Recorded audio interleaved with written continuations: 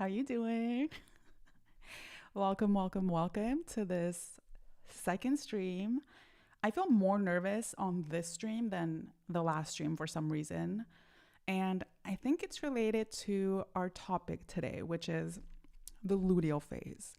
Because actually what's happening right now is that I'm a week away from my period. I checked on the app, even though I'm not really regular. But yeah, I'm fully in the luteal phase.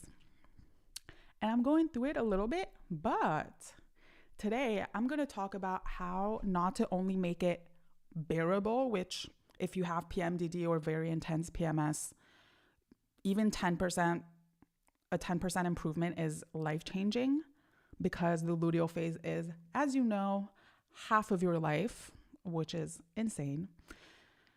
But not only, how to make it bearable, but also how to use it as some sort of a little bit of a superpower to level up to a point where in 6 months, after, if you watch this video and kind of follow what I'm going to talk about today, in 6 months, you're going to look back and almost, I know this is a lot to say, don't hate me. If I was still in the thick of it, I would have hated someone to say that, but you're almost going to feel grateful for the luteal phase that you have every month when you're going to see how much using it as a superpower it can help. Also, if you're a man watching this or someone who just doesn't menstruate, but you're watching it for research purposes for a loved one, wait, you're the best. Oh, by the way, got my nails done 2 days ago. I'm obsessed. Like, actually, these are like my favorite nails I've ever had. This and like one a year ago. So yeah. I apologize in advance because I'm a week away from my period. I am feeling a little bit like, and I have a lot of brain farts and trouble focusing and stuff, but don't worry, we're going to get through. And I would like to say, the fact that I'm even here doing this, a live stream, a week away from my period, if you have PMDD or a bad PMS, you know what a feat that is. I couldn't do this a year ago, 6 months ago, okay?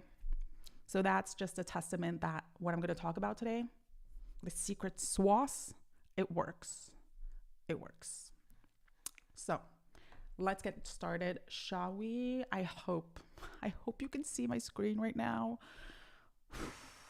This technology stuff, like, I'm very grateful because I'm able to do what I'm doing right now. It's so much work, and there's so many little things that can go wrong and that do go wrong, but I guess that's the case with any craft. So let's see if I put it full screen. I created last night a cute little PowerPoint presentation. It's cute, but it's not like so aesthetic because I'm very much type B. Like, I don't know how to do stuff like so perfect and stuff, so bear with me. But to me it's cute. Anyway, if I put it full screen, last time it worked. Okay, what I'm seeing on the monitor, I hope that's what you see as well. So, why am I even making this video? Because as you see on the left here, about a year ago, here you can see the date. I was kind of gagged, like June 25th, and we're June 16th. That was pretty much a year ago. I made this TikTok about this thing that, just a sec. Okay. I made this TikTok about how I realized that I could use my luteal phase as a superpower. And back then when I made this TikTok, I had just started doing it and I had already seen great effects. And surprisingly, to this day, I still get comments on this TikTok where it's girls saying like, damn, like thank you so much. Like, this has helped me so much, yada, yada. So I really wanted to expand on it, especially because now a year later, I have truly perfected the craft, if you will. And so we're going to learn how to not only survive the luteal phase, but kind of give it like this Uno reverse situation where you're actually going to it's going to be a curse turned into a blessing. And usually it's the other way around. So joke's on you. It's going to make you a little mad because it's like, oh, if we had been taught this from the start, it would have saved a lot of mental, physical, relational pain. But listen, better late than never, truly. So, wait. Oh, I'm hiding the bottom. Wait, I think I can I move this live? Ooh. I hope I'm not doing anything crazy right now. Okay. So we're going to see the difference between unmanaged PMS, PMDD, which was me before, and some of you, I imagine, and managed PMS. So here, as you can see on the right,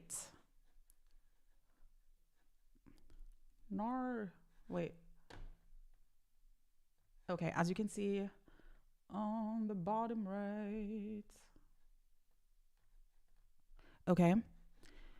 Just a little recap. Actually,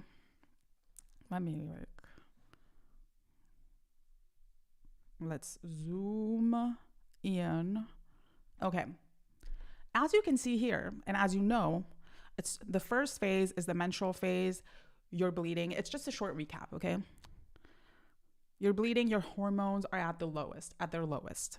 Follicular phase, they start shooting back up. So you start getting a little bit of energy again. Ovulation, it's the peak. It's when you feel your best. You're almost a little bit manic sometimes. The hormones are hormoning. And then the biggest part of your cycle, for some twisted reason of the universe, is the luteal phase. Like, it has all this half of the cycle all to itself, okay? Messed up, kind of? Yes, absolutely. So here I made a little chart. I feel like a lot of you will be able to relate to this if you actually clicked on this video, because I'm guessing that you're suffering from your luteal phase right now, which I'm so sorry. Like, I don't wish it on my worst enemy. So here's a little chart to compare both. In the first one, you can see here the peak. Let's say that the upper half is you feeling good. The lower half is you feeling bad. And this line is just time passing by, linear. Here you can see there's ovulation. And then right after ovulation, every time, like clockwork, like literally I will wake up and I'll know I'm in my luteal phase, and I know, if you know, you know. And then it's just a slow descent into madness. And when you have unmanaged PMDD and PMS, it's very intense. Like, as you can see here, the time that you spend here in green feeling okay is much tinier. Here you can see it's much thinner and smaller than the time spent in red. So it's a very deep descent into madness, to the point where you feel like our little Jake the dog here. Like, this is truly... It's not even an exaggeration when you have PMDD, like these two states. And then you have your period where you're kind of like just in a daze. You're like, if really... Growing up, people were always saying like the period was the bad moment of your cycle. Don't get me wrong, it hurts physically. But damn, compared to... If you have bad PMS... Compared to the 2 weeks before, like, it feels like a liberation. Like, people in my family even called it, did the liberation come? Like, that's how bad it was in my case. And so you're just kind of in a daze. You're just like, glad it's over. You're in a semi-coma. And then you have like a week to 10 days on a good month where you're like going back up. But the thing we're going to see compared to when you manage your symptoms is that it's unequal, right? Because your symptoms are so bad while you're in your luteal phase that you actually spend half of the good week that you have just trying to get stuff back together when it comes to like your physical health, your mental health, the tasks, your projects, your relationships, etc., your hopes and dreams. It's real. It's that real. It's that serious. And then you get to ovulation where you see like on a good month, you're like Jake on the right. You're like, okay, I'm good right now. I'm good right now. And on a bad month, you're like, you barely recovered from the luteal phase that just passed, and you're very scared of the one that's coming in a couple of days. Now, this is me now, and this can be you, and this will be you. trust my love. Managed PMDD. Ups and downs, ups and downs. You see top and bottom, it's equal, it's homogenous, it's balanced. And when you're actually feeling good, you can socialize, you can chill, you even have moments of like pure joy and just like excitement and awe. And when you're feeling bad, because, okay, the luteal phase will always be the luteal phase. I'm not making promises that I can't, like, I'm not making empty promises. It sucks. Like, I'm still feeling, my sleep is still not as restorative. By the way, I listened to a podcast between two comedians, and they were men, and one of them was saying, oh, me and my wife have like these rings. I think they're Aura rings. Aura? I don't know. And he was like, yeah, my wife, when she's around her period, she wakes up, and even though she slept like 8 hours like me, the ring or the app will tell her from the ring, oh, your sleep restored you like 50%.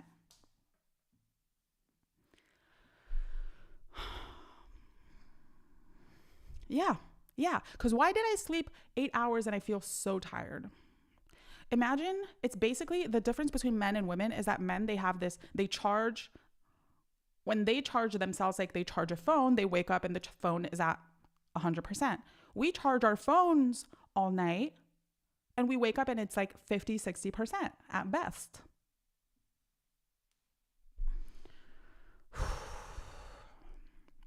Anyway, let's get back. Yeah, that being said. So yeah, when you're at your worst, see, you feel kind of like disgust, you feel irritable. I don't need to explain to you. You already know this. This doesn't stop, you know, but it's you. What I wanted to show you, wait, how do I? You could clearly see a difference between these two, and these two, like, right? But this still happens. Like, I still get so much more triggered. Like, the same person will kind of act the same way. What I could describe the luteal phase now is like, I could still go on about my life, but I'm more scatterbrained. And also, like, if I arrive and see someone that I see, usually like one of my friends or whatever, and they're like, oh, I love the way you're dressed today. On a non-luteal phase week, I'd be like, oh, thank you so much. Nah. Love it. On a luteal phase day, I'd be like, oh, thank you. And in my head, I'd be like, why did she say today? What's wrong with how I usually dress?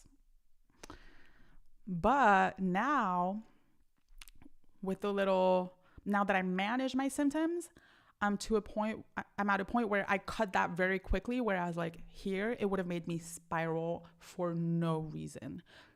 Like, I would have taken that type of comment to a point where I'm like, oh, that person hates me. Don't ask me how. That's just how it works. I don't wish it upon anyone. So yeah.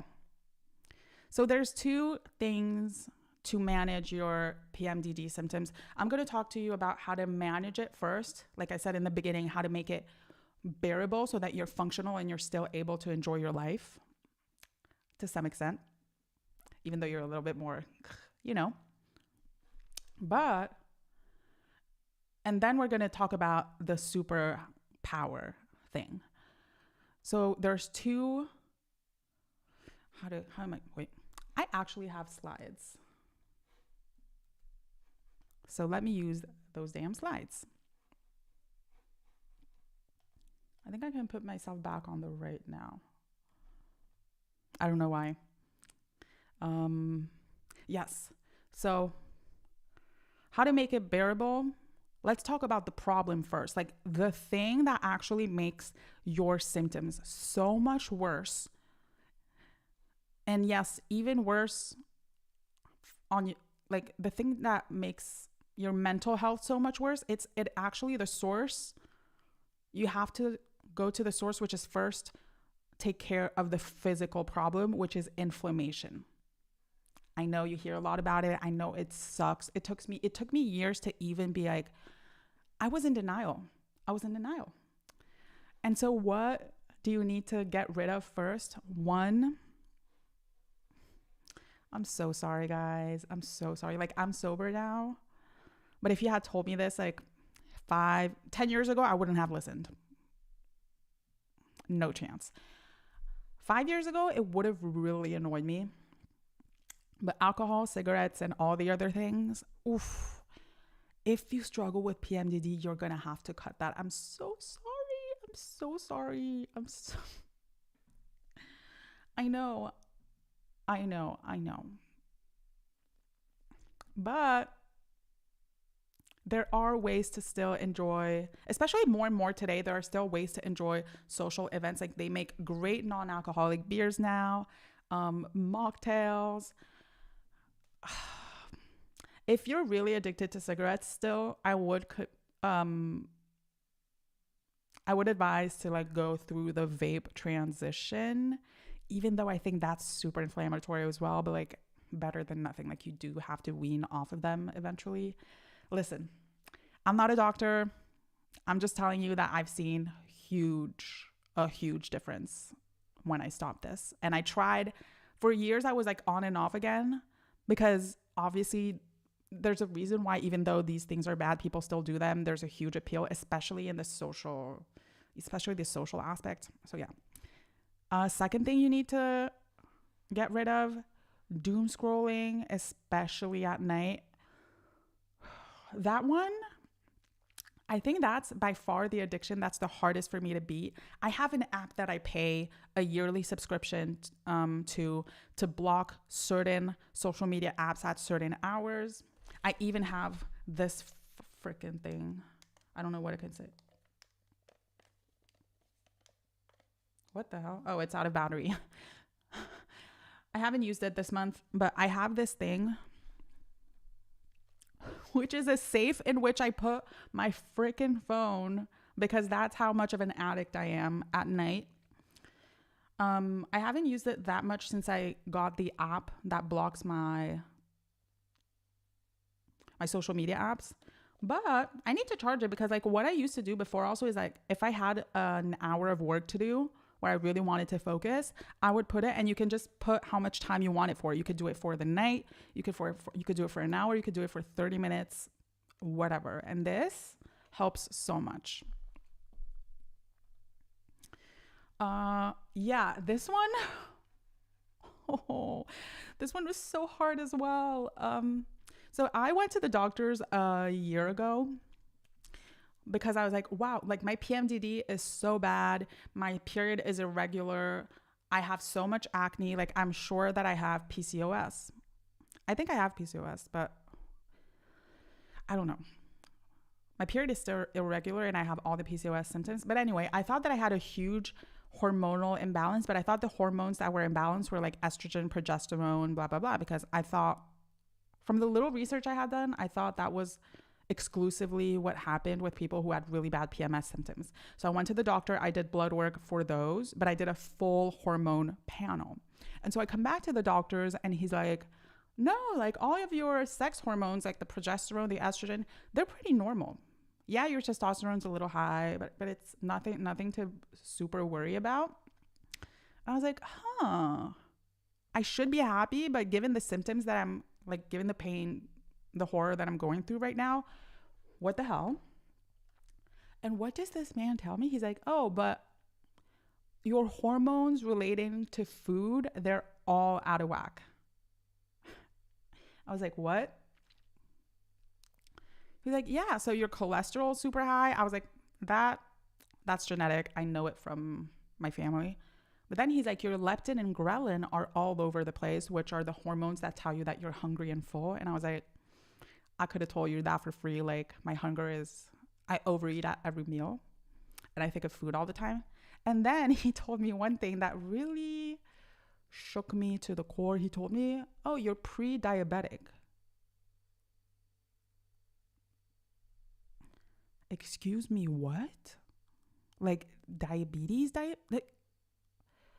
He was like, no, you're just on the cusp over, like there's normal and there's like the level where you become pre-diabetic. You're right over that. So it's manageable through like habit changes. But yeah. And I was like, what? it really pissed me off because I think it's also genetic and nobody has it in my family, even though like there's people in my family that eat so much sugar. No offense, like that's just that's just facts. If they're watching, I'm just like, how are you not diabetic and I'm pre-diabetic anyway? All of this to say, that changing that habit really changed a lot for me. Wait, actually, while I'll explain. And it's not huge. I still have carbs at every meal. It was just that, just like the girl here, I thought that it was okay to just have bread. For me, it was buttery toast or rice. And then I would have some things on the side, but it was very much like 80% carb. I thought that was okay. Like whatever. Cause I bought organic. Oh my God. Thinking about it now, it's like, damn, it sounds insane that I didn't know that, but I didn't. So yeah, now I switched it up. I add a little bit more protein and veggies to my rice. And when I want to have buttery toast in the morning, I put eggs on the side. Like it's nothing crazy. And also just like moving a little bit, like walking 10 minutes or doing like 20 squats after your meal. Trying to eat the meat and the veggies, even just a bite or two first before you eat your first bite of rice or pasta or bread. Just doing these little things, nothing crazy. Dude, like the way my acne went away and my PMDD symptoms like really alleviated, at least like 20-30%, it shook me to my core. So yeah, that's something. And these two are related. Insomnia, that's something. If you've had lifelong insomnia, I feel you. But I've never slept better than I am sleeping now, even though I have bad nights. But yeah, you need to work on that any chance you can. And the screens, I hate to break it to you, like don't bring your phone into bed, at least for 20 minutes, just go to bed with a book. That's all I'm saying. Last but not least, stress. No stress. Anyway, I didn't want to spend too much time on this. These are the things that you need to work on removing, but I know it's really annoying when someone's like, don't do this, don't do this, don't do this. And what works for me is, okay, then what can I actively add to my life rather than just focusing on, I need to stop that. Because the only ways to stop bad habits is to actually replace it with habits that give you the same things that the bad habits are giving you.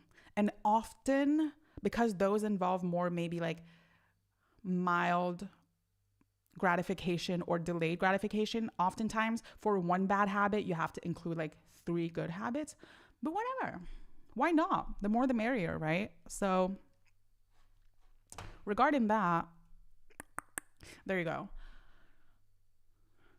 What are you gonna add to your life that's gonna actively help you feel better so that you don't feel like you actually need these as much? That's the magic of it. It's like you could actually do things that will make it easier to stop. And that's something that I took really long to understand. I thought, I just have to like try so hard to stop these bad habits. No, actually, it turns out if you do some good habits, it's going to be so much easier for the bad habits to stop, because they're not here because you're a failure. They're not here because you're weak, because you're lazy, blah, blah, blah, which is what in a shame-based society, we love to put the blame on ourselves. But no, these bad habits are here because they're for fulfilling. You're not stupid. You know that they're bad habits, but you're doing them because they're fulfilling a need. And that need, unless you can help it be met by healthy things, the bad habits aren't going to go away. It's like that for every addiction, every bad habit. So I was so happy when I discovered this woman. So I discovered her on TikTok first. Her name is Veronica, and her whole thing, but I realized it was shown on my algorithm 2 weeks ago that she has a YouTube channel as well. So you can, if you don't have TikTok, it's fine. She's currently, doctoral candidate. She's currently doing her PhD on the female nervous system. Like, she's very well versed on women's health, the hormones, on women's nervous system, etc. And her whole thing is that the more pleasure a woman includes in her life, the more all of her other hormonal problems, whether it's like your period, PMDD, irregular cycles, stress, everything's going to fall back into place almost magically. But it's not magic, it's science. And I love all of her content. You should definitely go see it. And so this woman, Veronica, after I had made this video about the luteal phase superpower, I saw that she said some things that truly proved that I was right. So first of all, what are you going to add in your life to remove these bad habits very easily? Pleasure. And how to explain? Everything she's talking about, it didn't click right away, because for so long, I think a lot of us are raised that way. I was just like, no, what do you mean the solution to my bad habits is pleasure? Like, we are taught that we have to suffer to get good things in life. And she actually explains to you over and over again in her videos, because I think our brainwashing through society is so strong, that no, you have to first give yourself pleasure, because we were always taught after the effort, I don't deserve pleasure unless I've done something good before, unless I can treat myself because I've suffered and I've worked hard. But she explains that that's not going to work with women and their menstrual cycle. Especially in the luteal phase, what she says is that during the luteal phase, you have to do everything possible to increase your oxytocin, which apparently in women is the hormone that truly regulates your nervous system and helps prevent the ups and downs that we saw in that chart. Now, what is oxytocin? Like, oxytocin, she always has to repeat, because people are always like, so you mean like sex? And she's like, no, that's like one of many things. But even just like physical touch to others, like a hug, or even like she explains, when you put lotion on yourself after the shower, just really spend some time doing it in a very loving way. And really try to pick a lotion where you love the smell, and take your time to do it slowly and to feel all the sensations, like the touch, the smell, the feel. Take a lotion where you love the texture. Also, obviously, these things like gratitude, acts of service, reading, nature, like that. Before I had never really formulated it as a thought in my head, but like looking back, and now I do it intentionally a lot more. I'll look, for example, for me, the big thing is looking at a tree where sunlight is hitting one side of the leaves, and there's a breeze that comes along, and it looks like the leaves are dancing, and it looks like it's glittery. Anyway, I'm sure some of you know what I'm talking about, because it's like a very human, universal experience. But taking the time to look at that for like 5-10 minutes, if you can, in your day, even longer if you can add music to it and really enjoying that moment. A lot of it involves just slowing down and appreciating little sensory experiences. And that will just magically boost your oxytocin. Also, regarding the physical touch of it all, after I saw all of this, I bought this plushie that's a weighted plushie. So it's quite heavy, kind of like the weighted blankets. And just when I take it, it's so cute. It's a sloth. And when I just sit on my couch to watch Netflix or whatever, and I just take it in my arms, like I cradle it like a baby, immediately any little nervousness that I had from the day or whatever, it just immediately goes down. It's crazy. It's crazy. But yeah, it's a lot of things. It's just connection in general. So here, practicing kindness, listening to music. By the way, I found this on Pinterest. As you can see, there's the credit down there, well and strong. Oh, no, you can't see. Wait. No, this is important. Like, I'm kind of scared of all copyright stuff. Yeah, as you can see, well and strong. I don't know. It's the creator of this image. They're on Pinterest. Shout out to them. So, add as much pleasure as you can. So, everything I talked about, these two things, this and this, all of this is to make your actual luteal phase bearable, much more bearable, to the point where, like me today, months later, you can actually like be very productive and social. Like, I have a dinner tonight and like a social event. Again, a week away from my period, a year ago, could not be possible.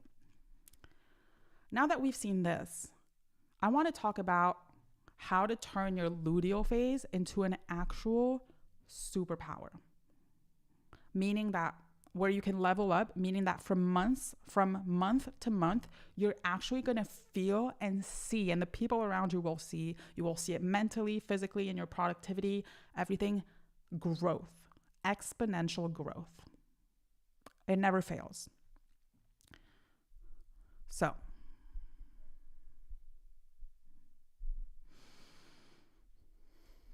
little water break.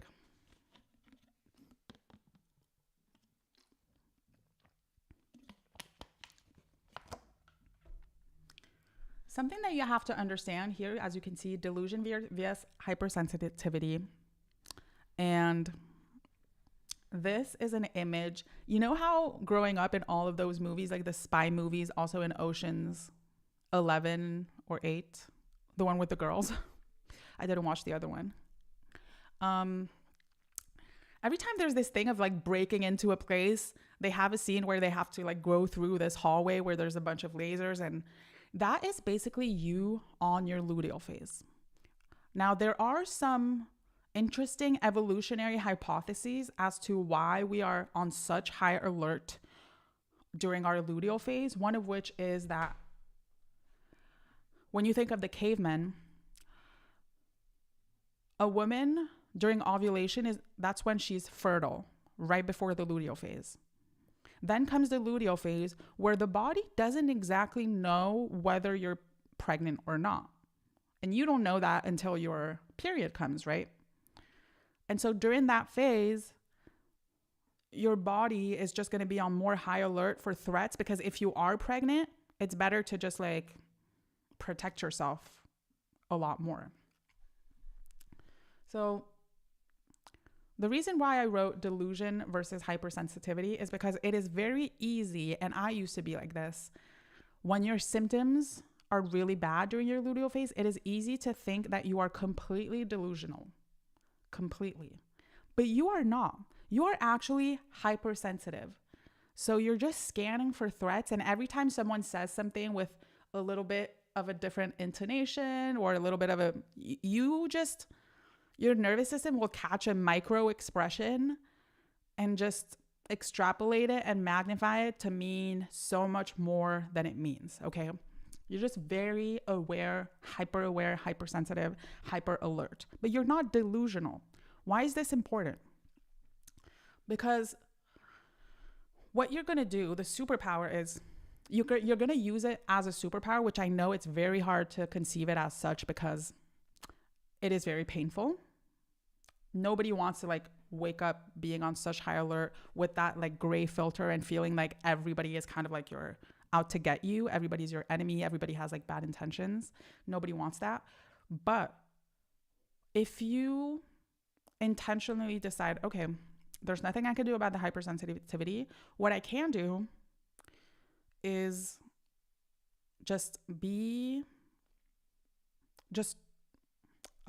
how can I explain this? What I can do is not gaslight myself, basically, by telling myself that I'm delusional. Some good news about this superpower is that one, I'm not asking you to actually do anything during your luteal phase. And two, it's free 99. You don't need to buy anything for this, which in the big 2026 capitalist hellscape, a win is a win, okay? What you're going to do is one, understand that you're not delusional and just go through your luteal phase as best as you can. That's all I'm going to ask, okay? Just try to give yourself as much self-compassion as possible. Forgive yourself for when you're a little irritable, blah, blah, blah. Again, if you actually implement this, which is going to decrease this, you're already going to feel a lot more in control of your emotions. Like instead of being like, again, instead of being like these two at the bottom, you're going to be like these little guys. Okay. Like this is chill. This is chill. Like even men go through this, but anyway, all I'm going to ask for you for this superpower is, so during your luteal phase, you observe. You go through your luteal phase, you get a little irritated, triggered left and right, yada, yada, yada. Your period comes. Now, I don't want you to start doing this day 1 or day 2. It doesn't work. I don't know why. I think it's because you have to wait for the hormones to start kicking in.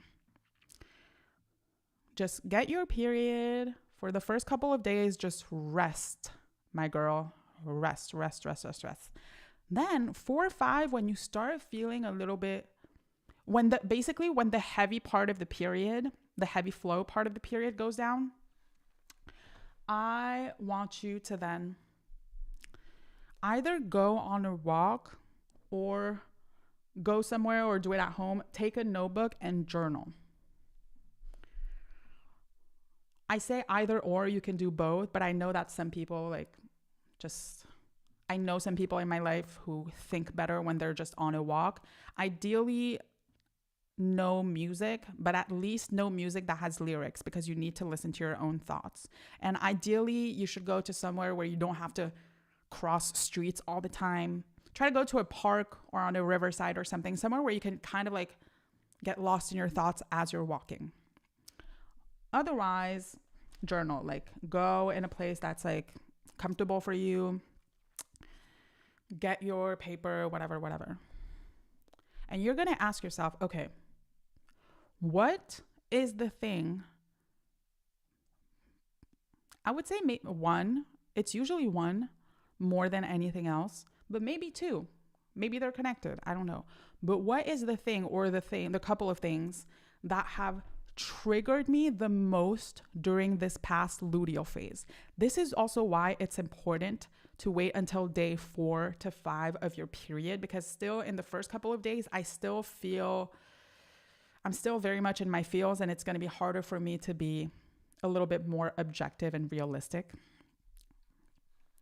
So ask yourself, what triggered me the most during this past luteal phase? You're going to have you're going to have no problem. It's not like the answer is going to come to you like that, because that's how strongly we feel the triggers and the pain. And what humans remember the most, the saying like people don't remember what you said or what you did, they remember how you made them feel. Exactly. Like strong emotions, you don't forget what's ignited strong emotions in you.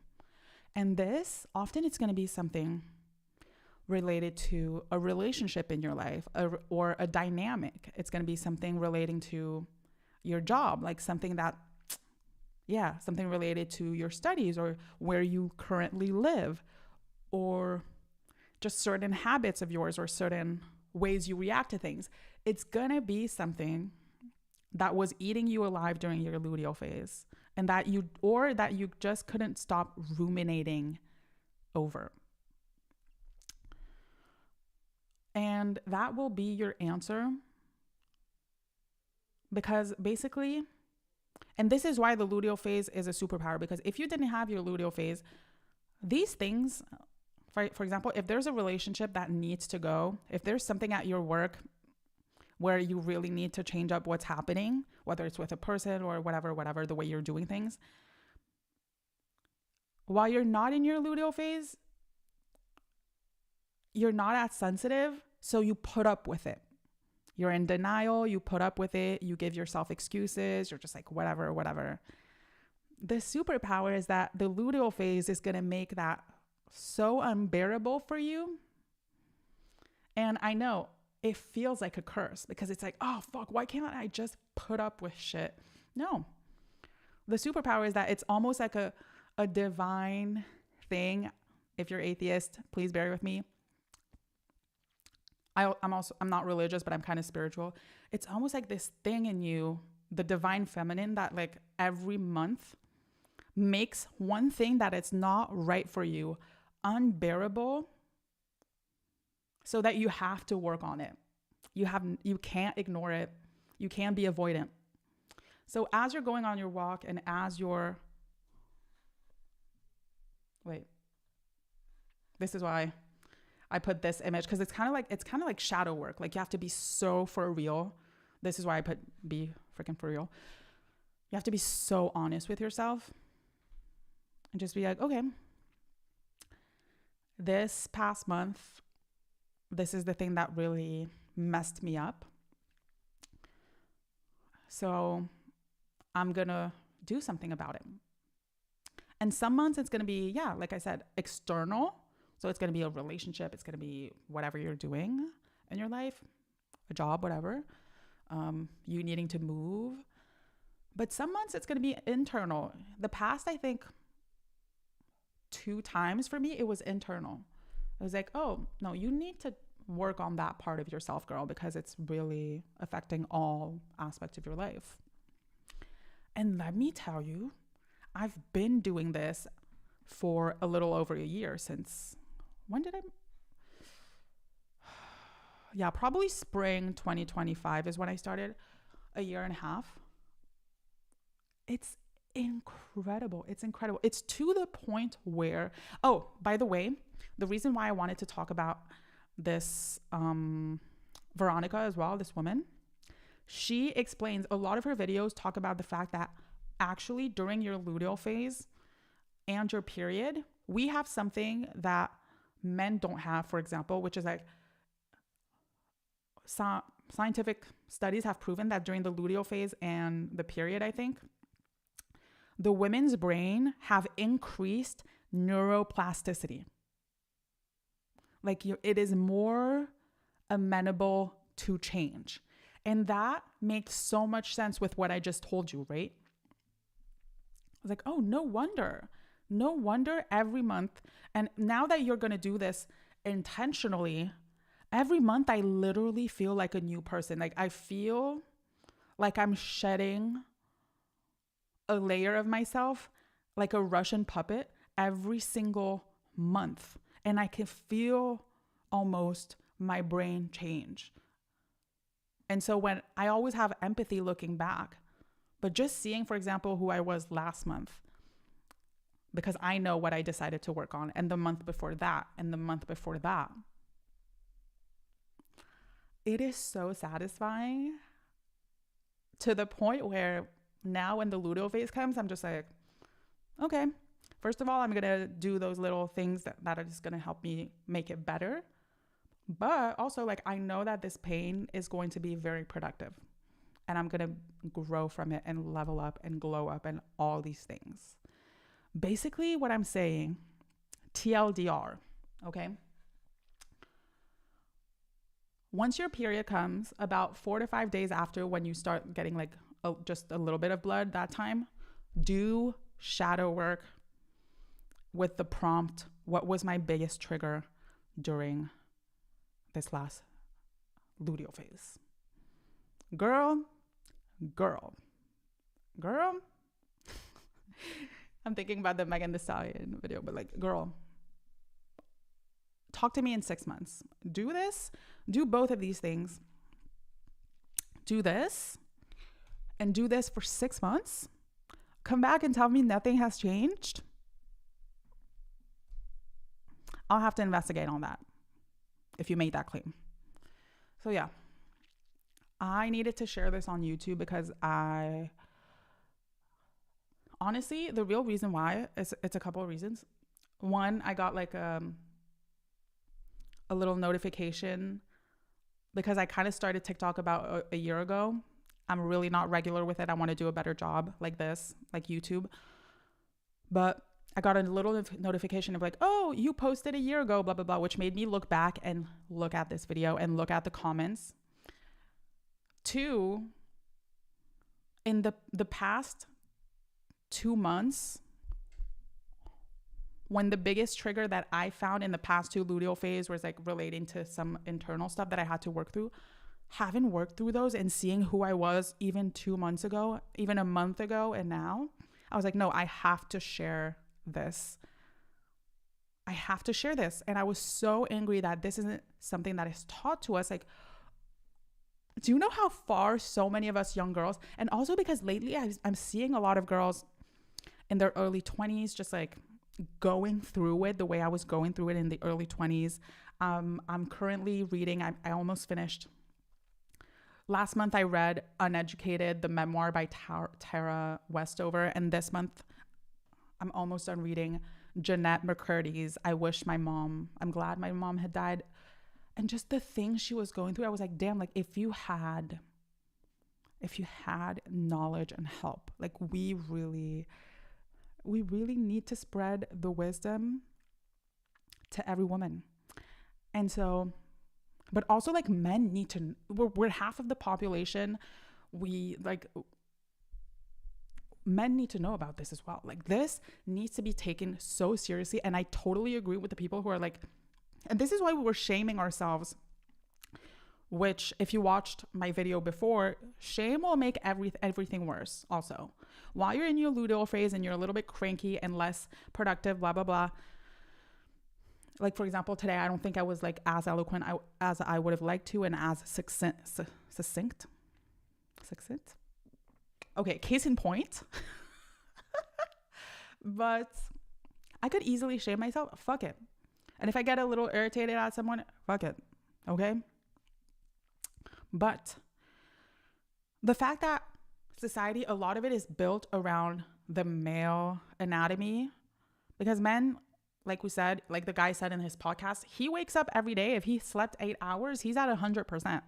That's not the case for women, okay? In the second half of their period. So yeah, it's important for men to know about these things. I was really happy when that man said that